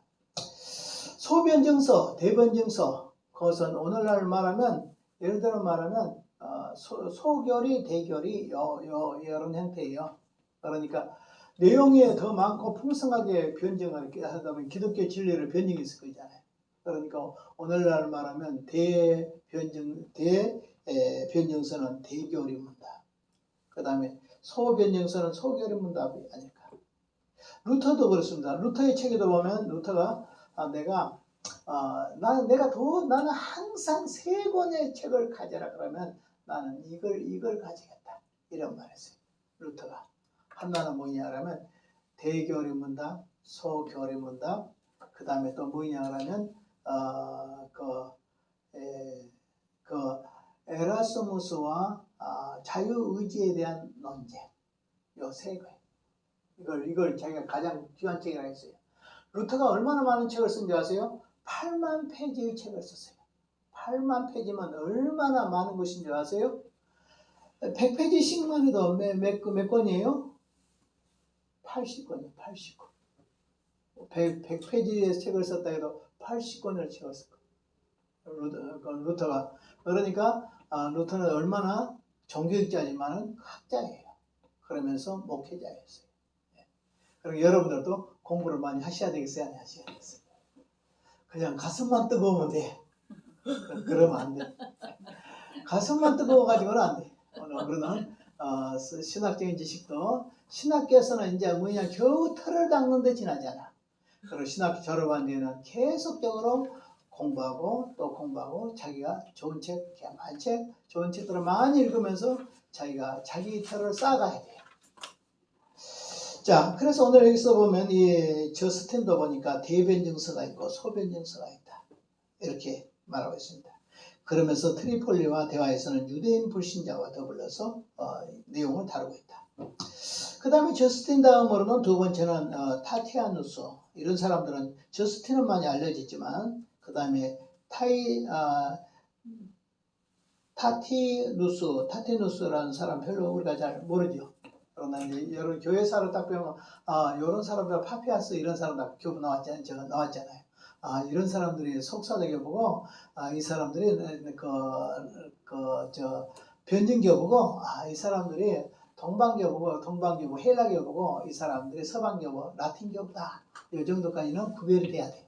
이거 지금 교부들이 책을 읽다가 딱 보면 책을 읽다고 뭐 저스틴이 어쩌고 그 사람이 한 1800년대에 살았을까 그러면 무시한 거니까 오늘 우리는 이것들을 교회사를 알면 내가 이 교회사에서 배웠는데 딱 찾아오면 이 사람은 동방교부였구나 서방교부였구나 속사도교부였구나 라틴 변증교부였구나 이렇게 알 수가 있다 이 말이죠.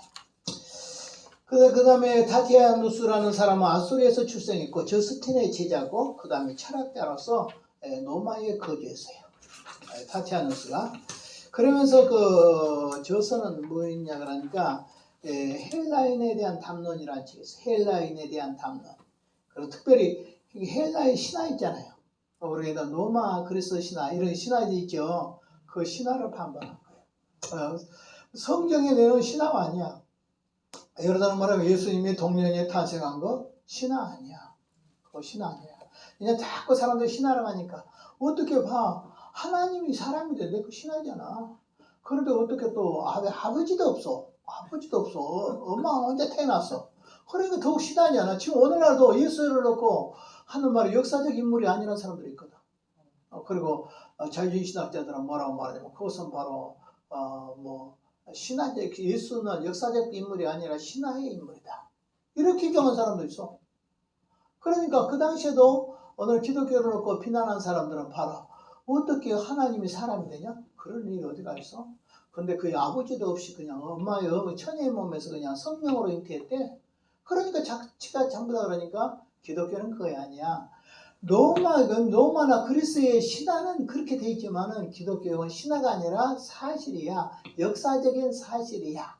그러면서 신화를 공부하면서 기독교의 진리를 옹호해. 우리 기독교의 진리는 신화가 아니야. 너희들은 신화라고 해. 근데 우리는 신화가 아니야. 우리는 역사적 사실이야. 예수님이 성령으로 잉태한 것도 역사적 사실, 또 예수 육신을 입고 이 세상에 오신 것도 바로 역사적 사실, 또 앞으로 예수님이 재림에 오실 것도 역사적 사실이다. 이런 것들을 이야기하고 있습니다.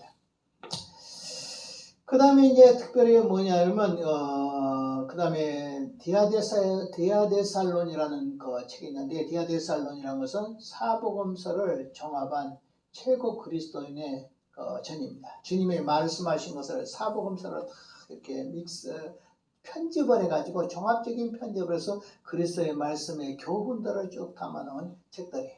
이것이 바로 디아데살론이라는 책입니다. 그 다음에 이제 이 사람 다음에 타티아누스 다음에 세 번째로는 아리스토디스라는 사람인데 아덴 사람이에요. 그 사람은 하드리아누스 황제에게 글을 올렸는데 하드리아누스라는 사람이 누구냐? 기독교의 10대 박해 황제 중에 한 명이에요.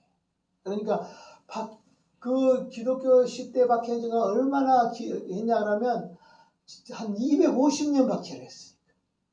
250년 박해를 하는데 이 하드리아누스 이 황제가 또 박해를 많이 했잖아요. 그러니까 박해를 하지 마십시오.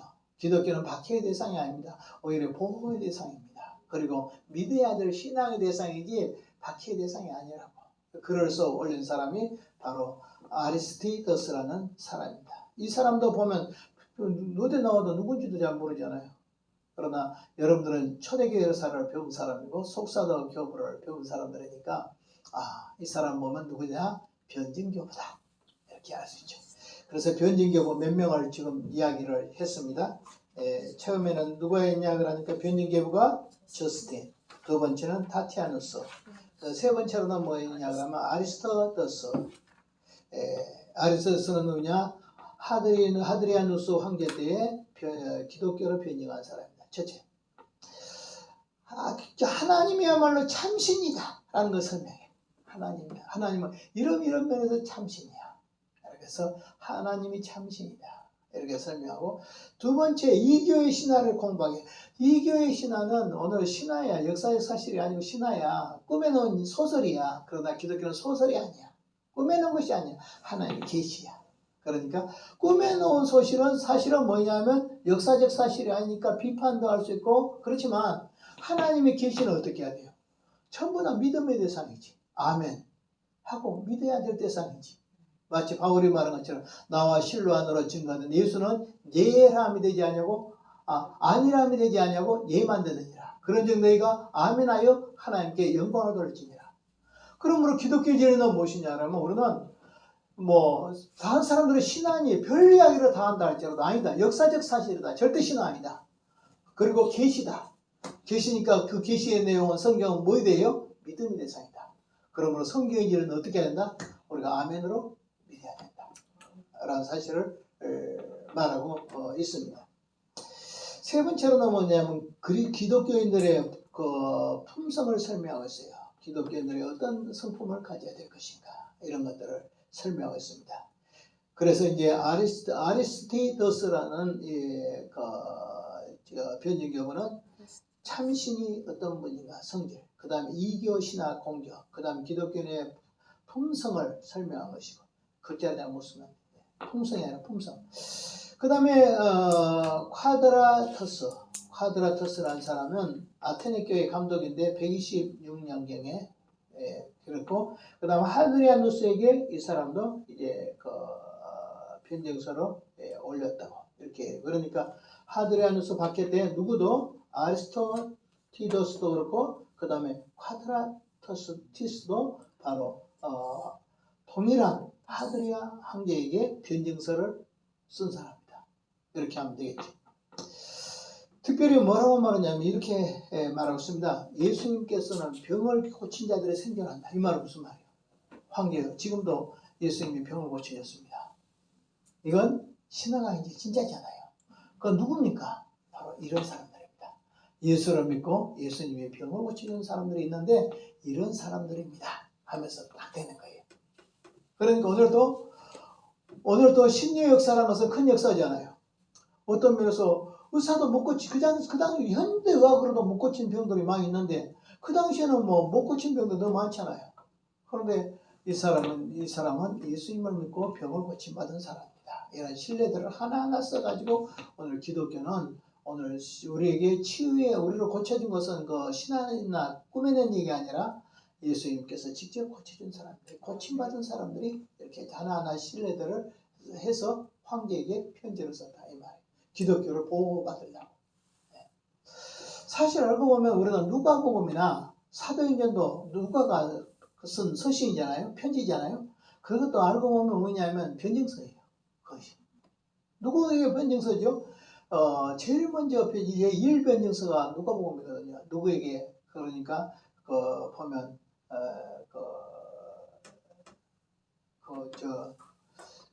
성경에 보면 제일 먼저 나오죠. 누가복음에 보면 갑자기 생각이 안 나. 누구 황제죠?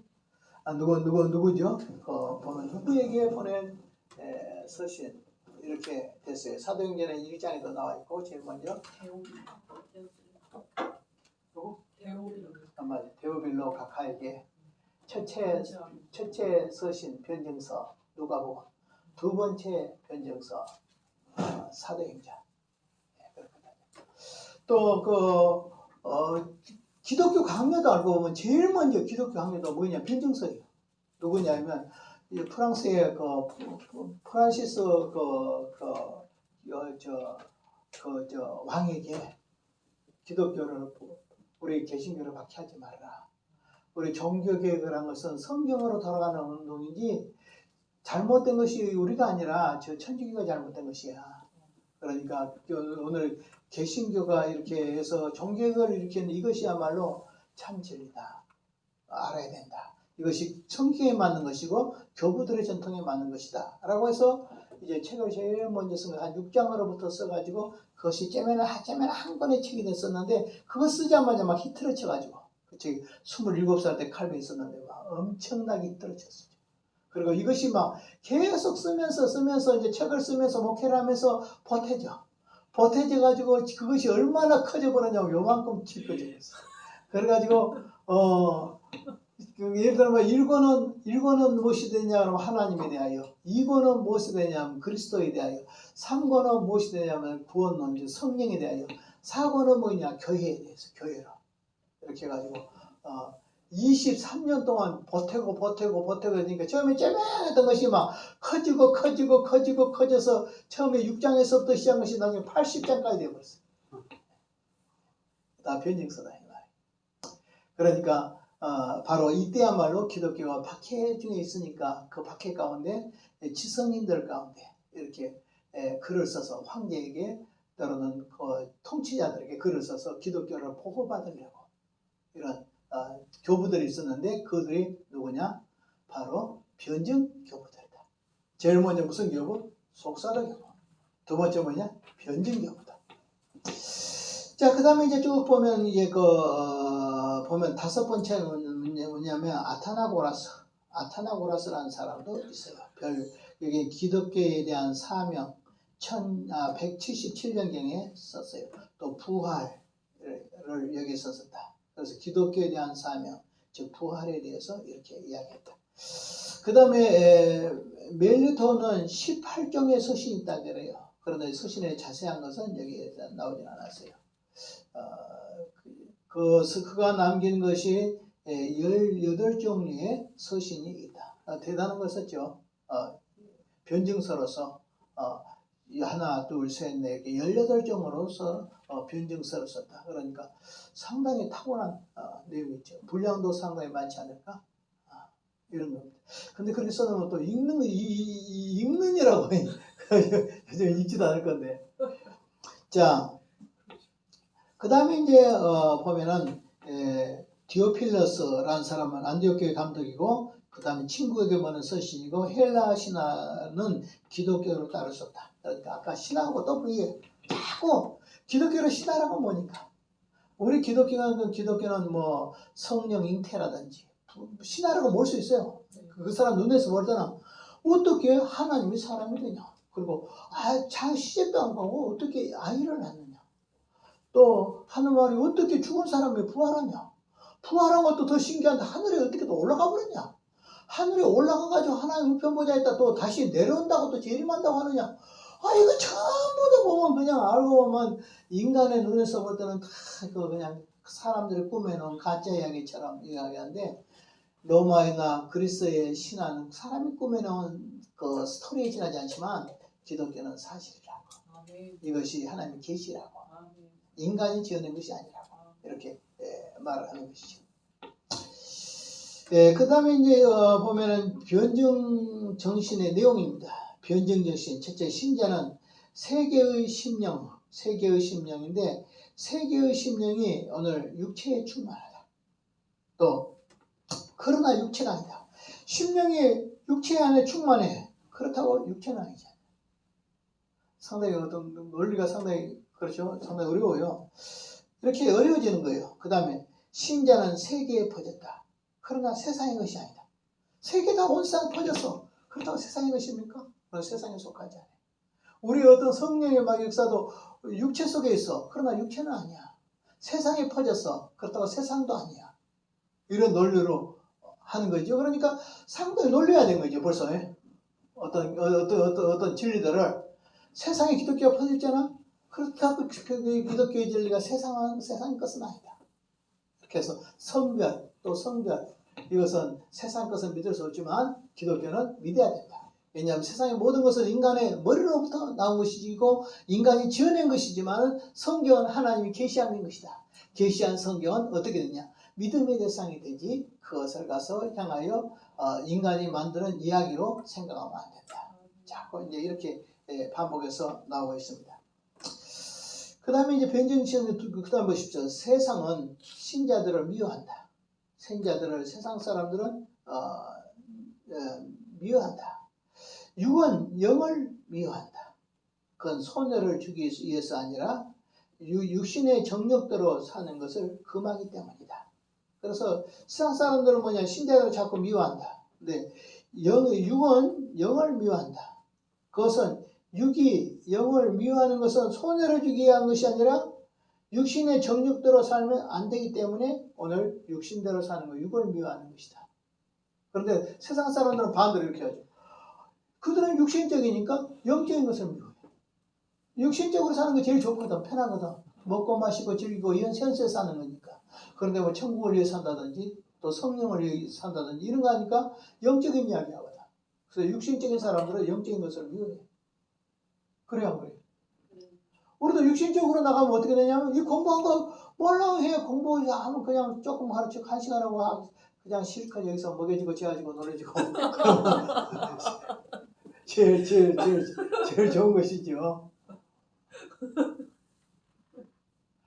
우리 마음속에도요, 두 마음이 싸우잖아요. 육과 영이 싸우잖아요. 그런데 어떻게 영의 생각이 육신의 생각을 이겨야 되지. 영의 생각이 육신의 생각을 이겨야 되죠. 바울이 갈라디아서 말한 것처럼 육신의 소욕과 성령의 소욕은 원수가 되지만 육신의 소욕은 성령의 소욕이 육신의 소욕이 성령의 소욕을 이기면 안 되고 성령의 소욕이 육체의 소욕을 이겨야 된다. 이런 내용으로 이야기를 한다 이 말이죠. 그 다음에 뭐냐면 신자들은 세상을 도주한 것임을 말한다. 신자가 세상을 도주한 것이다. 영이 육을 지배하는 걸 말하지 오늘 신자가 세상을 뭐 도주한 걸 도망다니겠어요? 그런 건 아니다. 그 다음에 변증의 내용입니다. 신자들이 불공평한 재판을 받는 것이 억울하다고 해요. 그러니까 억울하게 재판을 받아서 전부 다 사형당할 거잖아요. 순교당할 것이잖아요. 세상 사람들은 뭐 저것들은 마땅히 죽여야 될 것이야. 그렇게 재판을 해. 근데 그거야 아니다 말이에요. 죽여야 될 사람이 아니라 살려야 될 사람이다. 이렇게 이제 변형을 하겠죠. 당신들은 기독교인들을 잡아 죽여야 된다고 해. 그런 논리가 당신들은 통해. 그런데 아니야. 기독교인들을 죽여야 될 것이 아니라 살려야 돼. 그리고 기독교인들은 버려야 될 거 배척할 것이 아니라 믿어야 된다. 이런 의미로 설명을 하는 겁니다. 그러면서 말하기를 기독교는 어떤 것인가? 신자는 어떤 생활을 하는 것을 설명하고 해서 오해를 풀고 그 다음에 비난과 박해를 풀어보겠다. 이렇게 이야기한 것은 지금 자꾸 기독교를 오해하니까 죽이려고 하잖아. 근데 박해를 하잖아. 근데 실제 이해를 하고 나면 박해를 해야 될 것이 아니라 믿어야 될 것이잖아요. 그래서 이러한 진리들을 변명하고 있다. 또 비난과 변증에서도 기독교는 무신론자라고 한다. 그 사람들 기독교는 무신론자라고 해. 왜? 로마의 황제 숭배를 안 해. 황제는 신이다. 이렇게 옛날에 이야기했거든. 옛날에 말하기는 서양의 짐은 신이다 하는 것처럼. 여러분, 황제가 신입니까? 옛날에 일본의 황제도 신으로 했어요. 신으로. 그런데 뭐라냐, 기독교인들은 그건 신 아니다 이 말이에요. 그러니까 무신론자다. 이렇게 지금 이런 거 하는 거예요. 그거 아니야. 지금 이 사람들이 말한 것은 인간을 신으로 만드는 것을 부인하지 인간은 신이 아니잖아. 그러니까 신이 아닌 인간을 신으로 하는 걸 부인하는 것이지 신을 신으로 믿는 것은 부인하지 않는 것이다. 그러므로 당신들이 잘못됐어. 왜 사람을 신이라고 해? 왜 황제를 신이라고 해? 아니잖아. 자기들은 황제도 신이라고 예배를 드리잖아. 황제 숭배도 하잖아. 그게 아니야. 황제는 신이 아닌 사람이야. 그리고 참신은 누구냐? 하나님이야. 그러니까 우리는 무신론자가 아니다. 너희들이 말한 것처럼 황제 숭배를 부인한다 해서 무신론자가 아니라 우리는 참 하나님을 믿고 있다. 그래서 우리는 참으로 하나님을 믿는 사람이다. 신을 믿는 사람이다. 그 다음에 두 번째로는 뭐냐? 다른 왕국을 건설한다고 해. 아까 내가 이것도 이야기했는데 무슨 말이냐? 아니 로마 제국 안에 기독교인들의 말하기로 예수님이 재림하면 천년왕국이 세워진다. 그랬거든. 누가 재림한대? 예수님이 재림한대지. 그런데 자꾸 뭐라고 말하냐? 로마 제국 안에 또 다른 나라로 너희들을 세운다고? 이것들이 보니까 반역이구만. 너희들은 반체제 인사들이야. 잡아 죽여야 돼. 그래 죽이는 거야. 그런데 말하기를 우리가 세운 것은 이렇게 세상의 권력 구조의 나라를 세운 것이 아니라 주님이 다스리는 영적으로 주님을 다스리는 그 나라를 말한 것이지 신령한 의미에 말한 것이지 문자적인 국가를 세운 것이 아니라 국가에다 국가를 세운 것이 아니라 국가는 그대로 존속하지만 그 다음에 우리는 우리 마음에 임하는 하나님의 나라를 말하는 것이지 국가의 로마 제국을 무너뜨리고 다른 나라를 세우는 반체제 인사가 아닙니다. 이렇게 이야기했죠. 그러니까 그렇게 오해되겠어요, 안 되겠어요? 진짜 나쁜 놈들이죠. 한번 뺐다가냐 한번 생각해보세요. 저것들은 사람을 썰어서 먹어. 그것도 또 뭐냐면 사람 피를 마셔. 그리고 저것들은 남자 여자들끼리 막 섞어서 사고 있어. 이 세상에 뭐 이게 전부 나쁜 놈들이 그게 다 있지. 이게 있잖아. 동굴에 숨어 살고 있잖아. 또 이렇게. 그러니까 오직에 미웠으면 박해를 하나님 한 번만 한 것이 아니라 250년 동안이나 박해를 했으니까 좀 약하게 강하게 이 정도 해졌지만은 그러니까 거기에서 기독교가 그냥 이렇게 우리가 기독교가 그냥 이렇게 신앙의 자유를 얻은 게 아니다. 여기에 보면 물론 성령의 역사도 있고 하나님의 역사도 있고 하나님의 주권적인 역사도 있고 우리 기도 응답도 있지만 변증가들의 활동도 무시 못한다. 변증가들이 써가지고 황제한테 내고 권력자들을 내면서 우리는 그것이 아니야. 우리는 그것이 아니야. 당신들을 오해하고 있어. 안 먹게 들어가 찔려도 바늘도 안 들어가는 그런 사람들을 향해서 날마다 매일 그렇게 수없이 여기는 다 안 나왔지만 역사 가운데는 몇 사람밖에 안 나왔지만 그 가운데 수많은 세월 동안 이 변증가들이 쓴 기독교의 변증서들, 변명의 글들 이것이 얼마나 많았을까. 아마 그들의 눈물로 안 썼겠어요? 목숨을 걸고 안 썼겠어요? 잡히면 어떻게 해요? 잘못하면 죽을 수도 있잖아요. 그렇게 해서 썼던 그들의 통해서 그들의 서신에 대한 호소가 하나님께서 그들을 마음을 움직이셨다. 이렇게도 볼 수 있어요. 특별히 그 움직인 이유는 또 하나 이거 있습니다. 그 당시에 보면은요, 그 로마 제국의 그 원로원이라든지 이런데 그 아내들 있죠. 아내들이 보면 아내들은 경건해요. 그 특별히 스토이차라를 믿었기 때문에 아주 규칙적이고 그다음에 검소하고 아주 철저하게 겸손하고 이리 살았단 말이에요. 근데 자기 남편들은 순전히 나쁜 놈들이야. 바람 피고 막 뭔가 못된 짓을 다 하고 돌아다니면서 기독교를 박해. 그렇잖아요. 근데 자기가 보는 자기 밑에 하인들도 기독교인이잖아요. 위에는 지금 무신론 자들이지만 지금 밑에 숨어 있는 사람들은 기독교인들이 왜냐 교회 5분의 4가 다 기독교 노예들이었으니까 그들을 구조의 주변에 전부 노예들이잖아. 근데 그들의 사생활은 누가 다 알겠어요? 아내가 알겠잖아요. 그러니까 아내가 노예들의 생활과 기독교인의 노예들의 생활과 그 다음에 로마의 그 귀족들의 생활과 비교를 해보니까 비교가 안 돼. 너무나도 이 사람들이 깨끗해. 그러니까 자기 남편한테 하소연을 했을까 안 했을까? 죽이지 마시오. 그만 좀 괴롭히시오. 회개할 자는 당신들입니다. 이렇게 했겠죠. 자기 아내가 직언하면 상당히 강하게 직언한 거 아니에요? 그렇죠. 그래서 그 당시에 그 아내들의 역할도 컸다. 이렇게 기독교를 변증하는데 이런 교부들도 있었지만 그 귀족들의 아내들이 자기 하인들이 예수 믿고 아주 근검 겸손 이렇게 사는 그 모습을 보고 자기들하고 맞아떨어진 거예요. 자기들의 스토이 철학하고 기독교인들의 삶하고 맞아떨어지니까 오늘 이 특별히 기독교를 변증하는 역할을 그들도 했다. 이런 이야기를 합니다. 자, 그 다음에 이제 쭉 보면은 어떻게 하냐 그러면 잠깐 쉬었다 하세요. 네, 그래 조금 쉬었다. 그래 좀 쉬었다. 40분 넘었어.